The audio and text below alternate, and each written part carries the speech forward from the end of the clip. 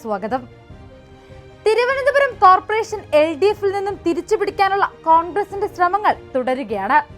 നിലവിൽ സ്ഥാനാർത്ഥികളെ പ്രഖ്യാപിച്ചിരിക്കുന്ന വാർഡുകളിലെല്ലാം സ്ഥാനാർത്ഥികൾ പ്രചാരണവുമായി സജീവമായി കഴിഞ്ഞു.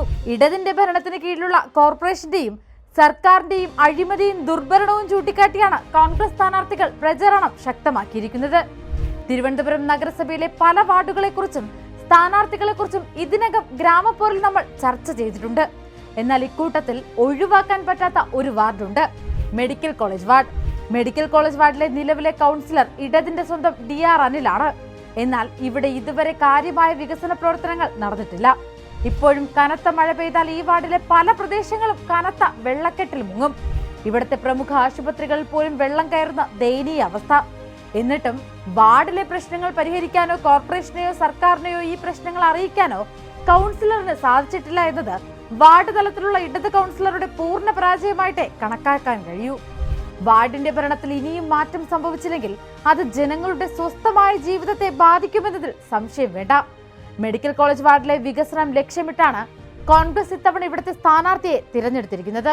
ശക്തിയായ മറ്റൊരു വനിതാ പ്രവർത്തകയായ ആശ VSനെയാണ് കോൺഗ്രസ് മെഡിക്കൽ കോളേജ് വാർഡിൽ സ്ഥാനാർത്ഥിയായി പ്രഖ്യാപിച്ചിരിക്കുന്നത്. ഇതേ വാർഡിലെ തന്നെ GG ഹോസ്പിറ്റലിൽ ലാബ് ടെക്നീഷ്യനായി ജോലി ചെയ്യുന്ന ആശ നിലവിൽ തിരഞ്ഞെടുപ്പ് പ്രചാരണവുമായി വാർഡിൽ സജീവമായി കഴിഞ്ഞു. ഇത്തവണ ഈ വാർഡിലെ LDF സ്ഥാനാർത്ഥി SS സിന്ധുവാണ്.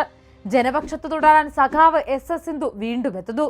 ഇടതുപക്ഷം തുടരും, നാട് വികസിക്കുമെന്ന് കൊട്ടി ആഘോഷിക്കുന്ന ഇതേ പ്രവർത്തകർ തന്നെയാണ് കഴിഞ്ഞ തവണ DR അനിലിന് വേണ്ടി ഇതേ മുദ്രാവാക്യങ്ങളും അവകാശവാദങ്ങളും ഉയർത്തിയത്. എന്നിട്ടോ എന്ത് വികസനമാണ് ഈ വാർഡിൽ LDF കൗൺസിലറായ DR അനിൽ ചെയ്തത്? മുരടിച്ച വാർഡിലെ വികസനത്തെ പുനരുജ്ജീവിപ്പിക്കാനാണ് ഇത്തവണ ആശയെ കോൺഗ്രസ് രംഗത്തിറക്കിയിരിക്കുന്നത്. കോൺഗ്രസ് പാർട്ടിയുടെ ആദർശങ്ങളെ പിന്തുടരുന്ന ആശ കോൺഗ്രസ് നേതൃത്വം നൽകിയിരിക്കുന്ന ഈ അവസരം പൊതുജന സേവനത്തിനായി പ്രവർത്തിക്കാനുള്ള പുതിയ മാർഗമായിട്ടാണ് കാണുന്നത്. തിരഞ്ഞെടുപ്പിൽ കോൺഗ്രസിനെ പ്രതിനിധീകരിക്കുന്ന താൻ വിജയിക്കുമെന്ന പ്രതീക്ഷയും ആശയ്ക്കുണ്ട്. വാർഡിലെ വികസന പ്രവർത്തനങ്ങളിലും ജനസേവനത്തിലുമാകും താൻ കൂടുതൽ ശ്രദ്ധ പുലർത്തുകയെന്നാണ് ആശ പറയുന്നത്. തിരുവനന്തപുരത്തിന്റെ അഭിമാനമെന്ന് ഒരു കാലത്ത് ഞാൻ ഉൾപ്പെടെയുള്ളവർ പറഞ്ഞു നടന്ന കേരളത്തിലെ തന്നെ മികച്ച ആശുപത്രികളിലൊന്നായ തിരുവനന്തപുരം മെഡിക്കൽ കോളേജ് ആശുപത്രി സ്ഥിതി ചെയ്യുന്നത് ഇതേ വാർഡിലാണ്. ഇന്ന് ഈ മെഡിക്കൽ കോളേജ് ആശുപത്രിയെ കുറിച്ച് വലിയ അഭിപ്രായമൊന്നും പൊതുജനങ്ങൾക്കില്ല.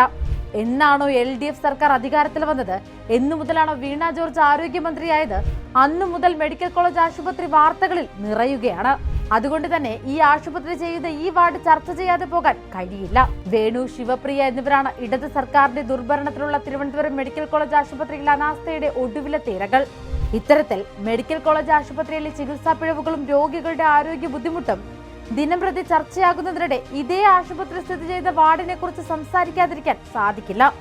കാരണം ആശുപത്രി സ്ഥിതി ചെയ്യുന്ന വാർഡ് മുതൽ സംസ്ഥാനം വരെ ഭരിക്കുന്നത് LDF ആണ്. അടുത്ത കോർപ്പറേഷൻ തെരഞ്ഞെടുപ്പിന് കാഹളം മുഴങ്ങുമ്പോൾ ഇതെല്ലാം നമ്മൾ ചർച്ച ചെയ്യുക തന്നെ വേണം. മെഡിക്കൽ കോളേജിൽ അനാസ്ഥയ്ക്കെതിരെയും ആരോഗ്യമന്ത്രിയുടെ സർക്കാരിന്റെയും കെടുകാര്യസ്ഥതയ്ക്കെതിരെയും കോൺഗ്രസ് നടത്തിയ സമരങ്ങളിലെല്ലാം സജീവ സാന്നിധ്യമാണ് നിലവിലെ UDF സ്ഥാനാർത്ഥിയായ ആശ.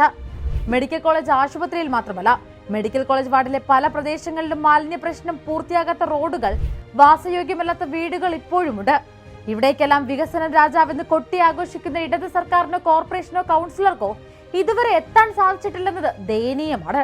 റെക്കോർഡുകൾ ലക്ഷ്യമിട്ട് ഭരണം നടത്തുകയും കേരളത്തിന്റെ വികസനത്തെക്കുറിച്ച് അങ്ങ് ഗൾഫ് രാജ്യങ്ങളിലും മറ്റും പോയി വീമ്പിളക്കുന്ന ഇടത് സർക്കാരിന്റെ പ്രതിനിധികൾക്ക് ഓരോ വാർഡിലെയും ജനങ്ങളുടെ ആവശ്യങ്ങൾ ശ്രദ്ധിക്കാൻ സമയമില്ല.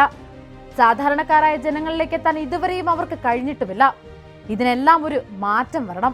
അതിനാദ്യം ആശയെ പോലെ ജനങ്ങളിലേക്ക് എത്തി അവരുടെ പ്രശ്നങ്ങൾ മനസ്സിലാക്കുന്ന ജനപ്രതിനിധികൾ വേണം. അതിന് ചുക്കാൻ പിടിക്കാൻ കോൺഗ്രസിനെ പോലൊരു രാഷ്ട്രീയ പാർട്ടി തലപ്പത്തും വേണം. അതിന് ജനങ്ങൾ തന്നെ മുൻകൈ എടുക്കണം.